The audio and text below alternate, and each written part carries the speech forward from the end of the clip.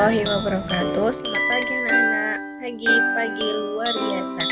Bagaimana kabarnya hari ini? Sehat? Sehat. Alhamdulillah luar biasa. Sebelum memasuki pelajaran hari ini, Ibu akan mengabsen dulu ya. Siapa anak-anak Ibu yang hadir pada pagi hari ini?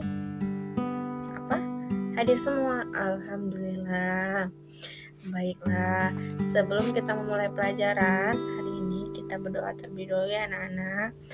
Tangan ke atas menggapai bintang, tangan ke samping burung yang terbang, tangan ke depan ikan berenang, duduk yang rapi, siap berdoa. Doa dimulai. Doa selesai. Baik, pada hari ini kita memasuki pelajaran ilmu pengetahuan alam dan sosial yang biasa disebut IPAS. Pada pelajaran ini kita mengambil subtema yaitu melihat karena cahaya, mendengar karena bunyi. Cahaya adalah sinar atau terang yang berasal dari sesuatu yang bersinar seperti matahari, bulan, dan lampu. Dengan sinar memungkinkan mata kita untuk menangkap bayangan benda-benda yang ada di sekitar. Contohnya yaitu matahari dan bulan. Matahari bersinar pada pagi hari hingga petang, dan bulan bersinar pada malam hari. Lampu menghasilkan cahaya untuk di dalam rumah. Sifat-sifat cahaya. 1. Cahaya dapat merambat lurus. Sifat cahaya yang merambat lurus akan terjadi jika melewati satu medium perantaran. Contoh sederhananya yaitu ketika menyalakan senter ke depan, maka cahaya akan merambat lurus sesuai dengan arah yang diinginkan. Cahaya dapat dipantulkan. Cahaya yang terpantul adalah sebuah proses terpancarnya kembali cahaya dari permukaan benda yang terkena cahaya. Sifat pemantulan ini dibagi menjadi dua, yaitu pemantulan teratur dan pemantulan baur. Pada pemantulan teratur, berkas cahaya pantulannya sejajar. Contohnya ketika kita bermain di siang hari dengan membawa sebuah cermin. Jika mengarahkan cermin ke arah datangnya sinar matahari, kemudian kita coba arahkan ke segala arah, akan terjadi sebuah pantulan cahaya yang terpantul dari sinar matahari tersebut. 3. Cahaya dapat menembus benda bening. Benda yang bening adalah benda yang dapat ditembus oleh cahaya. Dengan kaca bening tersebut, cahaya sinar matahari tetap dapat masuk ke ruangan, meski ada penghalang karena jendela terbuat dari kaca bening. Contoh adalah saat kita melihat jendela dengan kaca bening, cahaya akan tetap masuk. 4. Cahaya dapat mengalami interferensi. Interferensi adalah penggabungan dari dua gelombang ataupun lebih. Interferensi cahaya mudah ditemui dalam kehidupan sehari-hari. Misalnya saat meniup gelembung sabun, ketika cahaya putih jatuh pada lapisan permukaan gelembung dan dipantulkan ke permukaan atas dan bawah sabun, maka akan terlihat pelangi di bagian sisinya. Pelangi itulah yang disebut interferensi cahaya. 5. Cahaya dapat dibiaskan.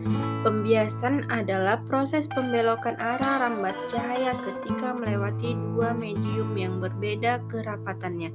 Pembiasan cahaya ini oleh manusia dimanfaatkan dalam berbagai alat optik. Contohnya ketika kita meletakkan sebuah pensil di dalam air yang terkena cahaya matahari, jika dilihat dari atas, pensil tersebut akan terlihat lebih besar dari ukuran aslinya. 6. Cahaya dapat mengalami penguraian. Penguraian cahaya atau dispersi cahaya terjadi secara alami. Contohnya adalah ketika terjadi pelangi. Warna-warna dalam pelangi tersebut asalnya dari satu warna saja, yaitu warna putih dari matahari. Akan tetapi, warna putih tersebut dibiaskan oleh titik air hujan, mengakibatkan cahaya putih diuraikan menjadi beberapa macam warna, sehingga terbentuklah warna-warna indah. 7. Cahaya dapat mengalami difraksi. Pada bidang yang sempit, cahaya mengalami pelenturan gelombang, yaitu kejadian atau peristiwa pembelokan arah rambat cahaya gelombang karena melewati celah sempit.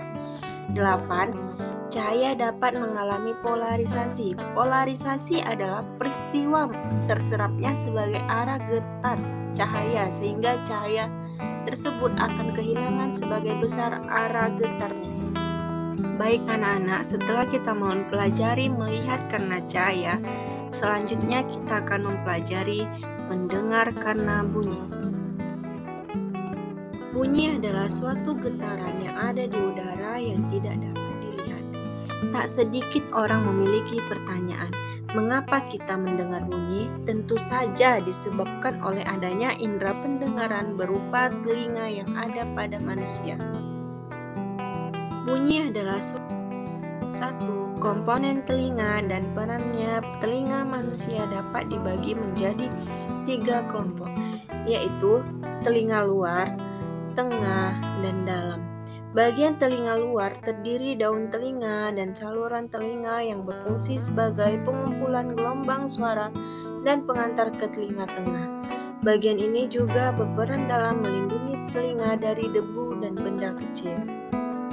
Sifat-sifat bunyi. 1. Merambat melalui media. Bunyi hanya bisa merambat dengan adanya media perambatan. Jika tidak melalui media, bunyi tidak bisa sampai ke telinga kita. Media perambatan bunyi ada 3, yaitu benda padat, cair, dan gas.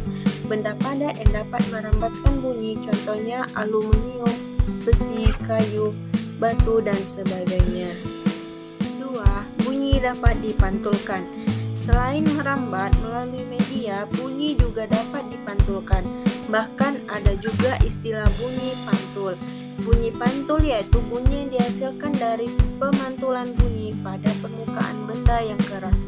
Bunyi dapat dipantulkan apabila mengenai permukaan benda yang keras. Contohnya, kayu, besi, permukaan dinding, dan lainnya. 3. Bunyi dapat dibiaskan. Bunyi dapat dibiaskan jika melewati bidang batas dari 2 media yang berbeda.